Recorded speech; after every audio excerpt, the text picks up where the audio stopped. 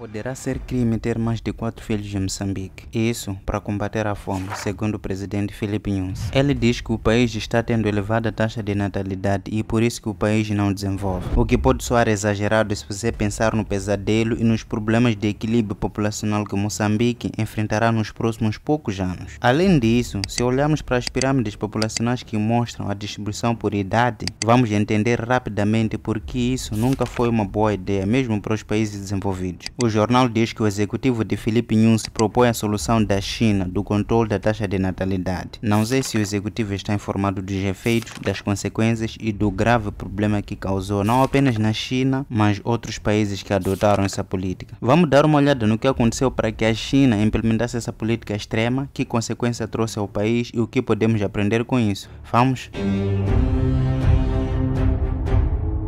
Em 2022, a China teve mais mortes do que nascidos, fazendo com que a população diminuísse pela primeira vez em 6 décadas. Para entender por que isso é tão importante, considere o seguinte: a China é a superpotência mundial industrial e isso deve-se em grande parte à sua enorme população. Quase 30% da produção econômica do país vem da manufatura. Mesmo depois de perder quase 1 milhão de pessoas em 2022, sua população ainda é a maior de sempre, 1,4 bilhão de pessoas. Mas isso é projetado para encolher quase pela metade até o final do século. Vou explicar por quê. Isso porque ao longo dos anos o crescimento e as políticas da China contribuíram para o declínio da sua população. Hoje está tentando reverter o curso para manter sua população estável. O grande problema aqui é que isso pode ser tarde demais. Nos anos 50, sob Mao, a China experimentou uma das fomes mais horríveis já registradas. 30 milhões de pessoas morreram. Ao mesmo tempo, a taxa de natalidade caiu, fazendo com que a população encolhesse. Mas, combinado com os avanços médicos globais que diminuíram as taxas de mortalidade infantil, houve um baby boom. A taxa de crescimento aumentou. A família média da China agora tinha 6 filhos. Tentativas desesperadas da China de conter o crescimento populacional em 1979 levaram as autoridades comunistas a oferecer preservativos, bobinas, esterilização e recompensas financeiras aos casais como parte da sua política de filho único. Quando isso falhou, multas e até abortos forçados foram usados para impor o, entre aspas, planeamento familiar. A taxa de natalidade disparou, o que o governo viu como um grande problema. A liderança chinesa percebeu que a população estava crescendo muito rápido e algo precisava ser feito. Ela considerou isso uma ameaça à prosperidade, então lançou uma política, a política do filho único. Eles chamaram essa política de mais tarde, mais tempo, menos. Isto é, casamentos posteriores, intervalos de nascimento mais longos e menos nascimentos. Como resultado, a taxa de natalidade da China começou a cair, mas não foi baixa o suficiente para a liderança chinesa. Em 1980, eles implementaram a política extrema de filho único que limitava as famílias a um filho. Mesmo na década de 1950, quando a população da China estava um pouco abaixo de 600 milhões, o controle da natalidade era visto como benefício para a prosperidade nacional, disse um líder do partido em 1956. Na década de 1970, o crescimento populacional, embora tenha diminuído um pouco desde a Revolução, estava chegando a 900 milhões. O que a China fez? Para evitar que as famílias tivessem muitos filhos, o Estado obrigava as mulheres a se inscreverem nos escritórios de parto planejado para ver se era a sua vez de ter um filho em um determinado ano. As autoridades também inventaram rimas para a transmissão, como 1 não é pouco, 2 bastam, 3 é demais para você, para transmitir a mensagem sobre ter famílias menores. Apesar das críticas de fora da China e ocasionalmente de dentro, a liderança chinesa manteve a política controversa, muitas vezes ignorando a situação das mães tendo que recorrer a abortos ou sendo forçadas a adotar seus filhos. Para o caso de Moçambique, de 1960 a 2022, a população aumentou de 7,18 milhões para 32,97 milhões de pessoas. Isso representa o crescimento de 358,9% em 62 anos. O maior aumento em Moçambique foi registrado em 1993, com 4,09%. A maior queda foi em 1988, com 0,22%. No mesmo período, a população total de todos os países do mundo aumentou muito mais do que Moçambique. Índia, por exemplo, ultrapassou a China para 1 bilhão e 429 milhões de pessoas. E o maior fator por trás da enorme população da Índia são seus jovens. 650 milhões de indianos, quase metade da população do país, tem menos de 25 anos. A idade média em Moçambique caiu 0,26 de 2012 para 2021, de 17,26 para 17 anos. Cerca de 38% dos habitantes vivem nas maiores cidades do país. Essa tendência crescente de urbanização está aumentando 4,2% ao ano. Essa é a taxa de fertilidade para Moçambique. Basicamente, o número de crianças nascidas por mulher está nos 4,9. Isso dá uma figura para o número médio de crianças que nasceriam por mulher se todas as mulheres vivessem até o final dos seus anos de idade materna e tiveram filhos de acordo com essa taxa de fertilidade. Esse número pode parecer muita coisa, mas na realidade não é, devido ao fato de que nem todas as mulheres querem ter lar, assim como nem todos os homens estão prontos para formar uma família devido aos custos envolvidos em tudo isso. Ou além das mais de 20 mil pessoas que estão na prisão em Moçambique. Como podemos ver nesse gráfico, esse número de presos vem crescendo desde 2007. Então, essas pessoas não contribuem para a taxa de natalidade, ok? Na verdade, a taxa de fertilidade para Moçambique baixou bastante desde o final de 2011, como podemos ver nesse gráfico. Se agora a taxa está diminuindo, como isso vai ser quando limitarem isso? Ok, a atual população de Moçambique em 2023 é de 33,89 milhões de pessoas. Isso não é nada comparado com 126,5 milhões de pessoas que a Etiópia tem ou 223,8 milhões de pessoas que a Nigéria tem. Com base nas projeções dos dados mais recentes das Nações Unidas, a população atual da Índia é de 1.427.867.600, aproximadamente igual à população de todos os 54 países africanos. Índia só, um país asiático, tem uma população aproximadamente igual à população de toda a África. Então, 33 milhões de pessoas que Moçambique tem não é grande coisa. A população em muitos países do continente africano aumentou drasticamente. Isso não é uma má notícia considerando o poder de mão de obra que teremos nos próximos anos se as taxas de natalidade continuarem como estão hoje. Ok, para entender o que quero dizer com isso, dê uma olhada nesse gráfico que mostra como as populações jovens irão aumentar por regiões globais, em todos os continentes. E se você olhar para a África subsaariana, essa parte em rosa, verá que é a única região que aumentará em mais de 300 milhões de pessoas. Para o nosso caso em Moçambique, a nossa população jovem já é mais de 70% da população total, que são mais de 20 milhões de pessoas com menos de 30 anos. E esse número deve crescer para 85% até 2030. Além disso, 45% da população moçambicana tem menos de 15 anos e 52% tem menos de 18 anos. Mas, se Moçambique adotar essa política de 4 crianças, a população mais jovem que agora temos será substituída em breve por uma população mais velha, como aconteceu no Japão, Suécia e China, onde procuram desesperadamente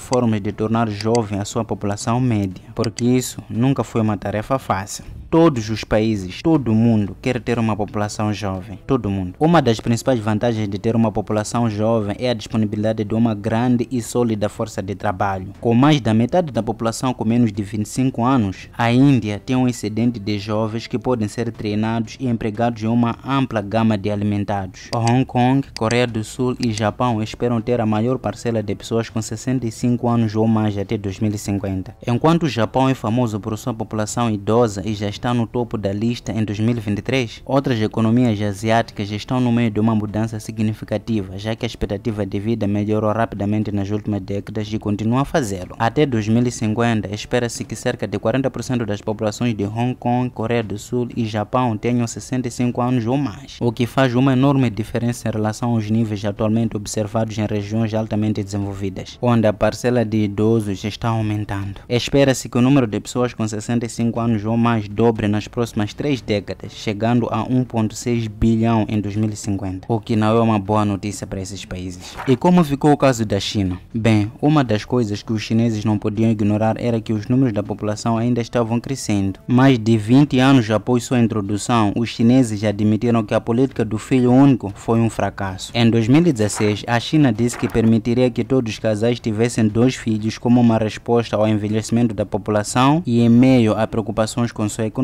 Essa política também foi apoiada por medidas muito duras. Houve campanhas de esterilização, inserção de DIU e abortos induzidos. E embora essas campanhas tenham começado durante a era mais tarde, mais tempo menos, elas foram piores sob a política do filho único, quando a China esterilizava 20 milhões de homens e mulheres e induzia quase 15 milhões de abortos em um único ano. Espero que Moçambique não faça isso, right? Mas a China havia alcançado seu objetivo. O crescimento populacional estava sob controle, excepto como a China entenderia mais tarde que com essas políticas restritivas foi longe demais. Para que qualquer população permaneça no mesmo nível a longo prazo, cada casal precisa ter em média 2,1 filhos. Isso é chamado chamado de taxa de substituição. A ideia é que uma criança substitua um dos pais e 0,1 compense as crianças que morrem antes de se tornarem adultos. Mas a China teve uma taxa de fertilidade muito baixa de 2 por mais de 3 décadas. Para trazer isso à tona, em 2016 a China finalmente acabou com a política do filho único. E depois de experimentar brevemente uma política de 3 filhos, em 2021 eles finalmente permitiram que as famílias tivessem quantos filhos quisessem, mas não funcionou. Um grande motivo é a estrutura familiar única introduzida pela política do filho único. Estamos olhando para o que é chamado de estrutura familiar 4-2-1, com um casal tendo 4 pais acima deles e um filho abaixo. A maioria dos países tem diversas estruturas familiares, algumas com 3 filhos, outras sem nenhum. Mas com o modelo de 4-2-1 da China, milhões de filhos únicos estão sob a pressão crescente de cuidar de seus pais idosos e avós idosos. E por causa desses filhos únicos, pode tornar ainda mais difícil ter vários filhos, especialmente porque o custo de vida continua subindo. Uma pesquisa recente revelou que mais de 50% dos jovens não querem mais de um filho por causa de pressões financeiras e de trabalho. Mas a crise populacional da China não é apenas sobre bebês, é também sobre o equilíbrio entre jovens e velhos. O resultado da melhoria na saúde e no padrão de vida, combinado com uma baixa fertilidade sustentada, apenas introduziu o envelhecimento populacional sustentado. Em 2050, esse número de idosos vai aumentar, e isso reduzirá ainda mais a população da China, sua força de trabalho, e vai colocar todo o país em uma posição difícil que países como Moçambique simplesmente não poderiam sobreviver. A China tornou-se uma grande economia mundial quase de noite para o dia, mas ainda é um país de renda média. Muitos, especialmente nas áreas rurais, não se beneficiaram muito do crescimento econômico e ainda precisa desenvolver as redes de segurança necessárias para sustentar sua população que está envelhecendo. Se Moçambique adotar uma lei como essa, construir a infraestrutura social, como os programas sociais de saúde e pensões, vai levar muito tempo. E isso está ficando realmente mais difícil com a nossa economia que está desacelerando. Tomando a China como exemplo, uma economia mais lenta inevitavelmente vai mudar o papel da China no mundo como uma superpotência manufatureira. De verdade, muitas empresas agora estão se voltar para a Índia devido à acessibilidade de mão de obra. De certa forma, a China não está sozinha. Muitos países asiáticos e europeus também estão experimentando declínios populacionais. O que torna a China diferente é a rapidez com que isso aconteceu. Foi apenas 40 anos atrás que a China começou a alavancar sua população em expansão para se tornar uma superpotência econômica, enquanto estava tentando conter o crescimento populacional. Agora que o crescimento populacional da China acabou oficialmente, a China foi obrigada a repensar no seu futuro, não apenas como uma superpotência global, mas também para os seus cidadãos no país. É por isso que países mais desenvolvidos do mundo estão tão desesperados para ter população mais jovem a ponto de pagar os seus cidadãos para terem filhos. Esses programas estão surgindo em mais e mais países como estratégia para combater a queda de taxa de natalidade em alguns lugares como Finlândia, Estônia, Itália, Japão e Austrália. De acordo com a Business Insider, em uma cidade ama na ilha de Nakanoshima, os pais recebem 100.000 ienes pelo primeiro filho, mas no quarto podem receber até 1 milhão de ienes, que são cerca de $9.400. Se há algo que podemos aprender com tudo isso é de que limitar as pessoas no número de filhos que devem ter nunca terminou bem, mesmo para as nações desenvolvidas. Agora,